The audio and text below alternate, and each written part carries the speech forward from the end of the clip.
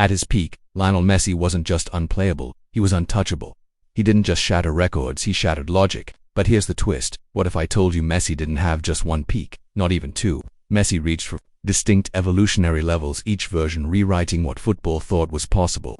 This isn't just the tale of one legendary prime. It's the epic saga of a man who conquered 4 different eras of the beautiful game. At the start of the 2008 season, FC Barcelona stood on the edge of a revolution. The club was in transition, and at the center of it all was Pep Guardiola, newly appointed as head coach and already making bold moves. Gone were iconic stars like Ronaldinho and Deco, but instead of chasing big-name replacements, Pep had a different vision. Build a team around a young Argentine genius, Lionel Messi. Despite a shaky start, including a 1-0 defeat to Numancia, Pep's gamble began to pay off. Barcelona exploded into a 9-game winning streak and an unbeaten run of 21 matches in La Liga, and Messi, he was on demon time. In that span alone, he racked up 27 goal contributions and lit up Europe with 5 goals and 2 assists in his first 5 Champions League matches, all from the right wing. But everything changed when Pep made a groundbreaking decision before the El Clasico at the Bernabeu. He tested a theory that would go on to redefine football forever, the birth of Messi, the false nine. ¿El falso 9 nace contra el Madrid? ¿No lo habían practicado antes? No lo habíamos hablado, no. Sí que creo que él antes, en la semana o antes de un par de días de entrenamiento, no lo llegó a probar, pero algo mencionaba de que capaz hacemos algo diferente, estoy viendo. Messi wasn't just evolving, he was transforming the game itself. In the 2008-09 season, playing as a newly minted false 9, he became the heart of a Barcelona side that made history by winning the treble. With 23 goals in La Liga, finishing just behind Diego Forlán and clinching the Champions League Golden Boot, Messi was already unplayable. But it wasn't just about goals, it was about control. Pep Guardiola's system aimed to monopolize possession, and Messi, now at the center of it all, tormented defenders with his off-ball movement and vision. He closed the season with a jaw-dropping 38 goals and 19 assists in 51 games, the first time he broke the 30-goal barrier. But this was only the beginning. In 2009-10, though Barcelona missed out on Champions League glory and the La Liga title, Messi was a force of nature. Critics murmured about his European performances, so he responded by dropping 4 goals on Arsenal in a single match, scored in the Club World Cup final, and racked up 34 La Liga goals, including 3 hat-tricks. His total 47 goals and 12 assists in 53 matches, another Ballon d'Or in the bag. But nothing could prepare the footballing world for 2010-11 Barcelona, widely hailed as the most complete team of all time. Messi, now fully comfortable as a free-floating false 9, pulled the strings in a way no one had seen before. He tore apart Jose Mourinho as a Real Madrid 5-0 didn't score but assisted 2, and completely dictated the game. And by the end of the season, 53 goals in all competitions, including 12 in the Champions League and 31 in La Liga. Revolution, and Messi was its architect. Here's Messi, away from 2, 3, 4, wonderful. But it would be criminal to talk about Messi's 2010-11 season without mentioning one of the most dominant Champions League finals in history. That night at Wembley wasn't just a win, it was a footballing masterclass. Barcelona didn't just beat Manchester United ... they dismantled them. Sir Alex Ferguson, titan of the game, could only stand in stunned silence as his team was outclassed in every department, and the man at the heart of it all, Lionel Messi, he didn't just score, he orchestrated chaos. Even United's legendary defenders, including Rio Ferdinand, later admitted they had never been tormented like that before.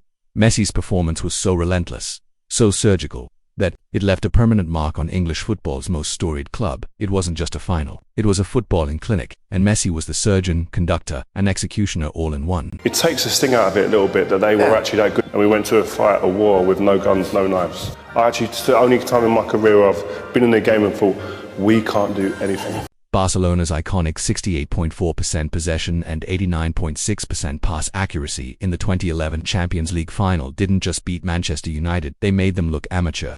That season, Messi wasn't just unstoppable, he was untouchable. Man mark him, triple mark him, leave him unmarked. It didn't matter, the result was always the same. Chaos. He shattered Barcelona's all-time single-season goal record and tied the Champions League's top scorer mark. The opposition fouled him 107 times just trying to contain him and still failed. And then came 2011-12, the season where Lionel Messi stopped being a footballer and became a video game character. 91 goals in 69 games, including 59 in La Liga, 13 in the Champions League, and 12 for Argentina. He had 9 hat-tricks, 22 multi-goal games, and even a 5-goal demolition of Leverkusen in a single UCL match. It wasn't just dominance, it was statistical madness. He ended the year with his 4th Ballon d'Or and a record 91 goals in a calendar year.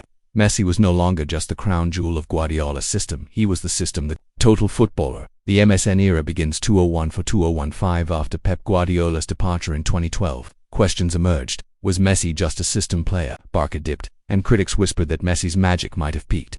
But Messi's answer was emphatic. In 2014, alongside Neymar and Suarez, he formed the most feared trio in football history, the MSN. Neymar was dazzling, Suarez was ruthless, and Messi, he was the brain and soul of it all. Right from the start, the trio terrorized defenses. Neymar reached his career peak with 39 goals. Suarez delivered 25 goals and 23 assists despite starting late. But Messi, he delivered 58 goals and 28 assists in 57 matches, including that ankle-breaking moment against Boateng in the UCL semi-final. In total, the MSN combined for 122 goals and 64 assists, powering Barcelona to another treble. En route to the Champions League title, they defeated the champions of England, Manchester City, France, PSG, Germany, Bayern, and Italy. Messi was no longer just scoring, he was creating 143 chances that season. He wasn't just playing the game, he was orchestrating it. The lone warrior, Messi goes solo. 2018-2019. By 2018, the MSN era was over. Neymar was gone, Iniesta and Xavi had left, Suarez was declining, and Barcelona's midfield and defense were shadows of their former selves. For the first time, Messi was alone, the captain, the leader, the only spark in a fading dynasty. And it was in that chaos that we saw his most complete season ever. In 2018-19, Messi became a one-man army. In 50 matches, he racked up 51 goals and 19 assists, including 8 free-kick goals for hat-tricks and dozens of individual masterclasses. He wasn't just scoring, he was dragging an aging squad to the top of La Liga and to the UCL. The pressure was immense, but Messi didn't fold, he thrived. This was the purest version of him, not just a total footballer, but the total warrior. On his part, Lionel Messi became everything for Barcelona. The team didn't just rely on his brilliance, they survived on it.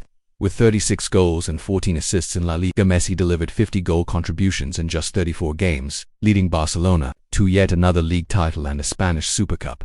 But what he did in the Champions League that season, that was something else entirely. Messi wasn't just competing, he was carrying.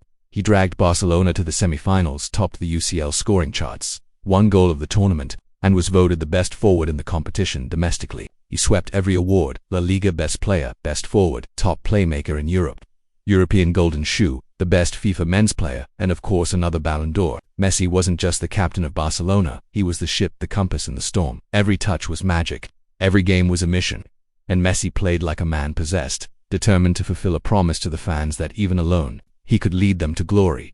The collapse and the comeback, but then, everything collapsed. Anfield, the unthinkable happened. A 3-0 lead from the first leg gone. Barcelona were humiliated by Liverpool, crashing out of the Champions League. And just weeks later, the Copa del Rey final slipped away to a loss to Valencia. What looked like a historic treble ended with just the league title. Messi was left devastated, stunned on the pitch, staring into the distance as the dream crumbled. But no amount of heartbreak could take away one truth.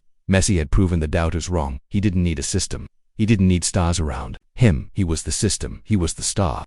The man who once danced among legends now danced alone and still set the world ablaze. But time was moving.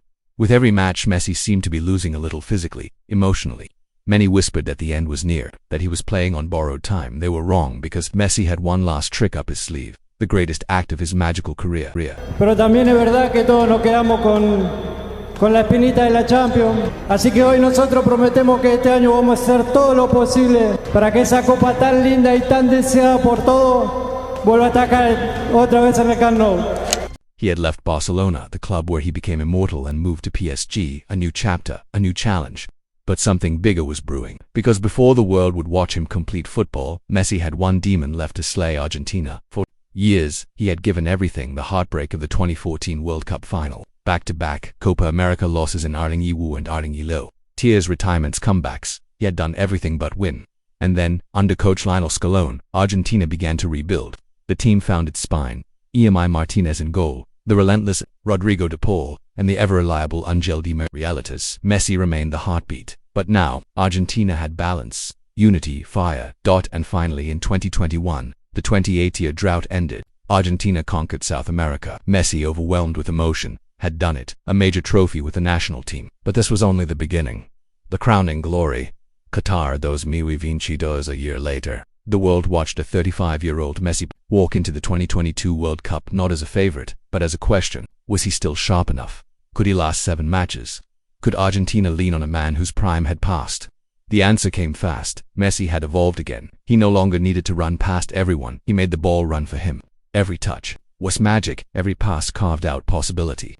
Every moment felt destined on the World Cup final. History stood before him again. Just like in 2014, Messi faced the biggest stage, but now against Kylian Mbappe's France. The new prince challenging the king. Mbappe scored a hat-trick, but Messi responded with a brace of his own. Then came penalties, and this time, the script flipped. Gonzalo Montiel scored the decisive penalty, and with it, Messi ascended. At 35, he conquered the world. Captain, leader, and legend. He had won everything. Another Ballon d'Or followed. More accolades, but nothing could top this. Messi had completed the one thing that had eluded him for over a decade, the World Cup. Messi, the player who completed football as of this moment, 1,095 appearances, 858 goals, 381 assists, 43 major trophies, 7 Ballon d'Ors and counting. Lionel Messi didn't just dominate one era, he defined 4. He was the goal machine, the visionary creator, the reluctant leader, the eternal winner.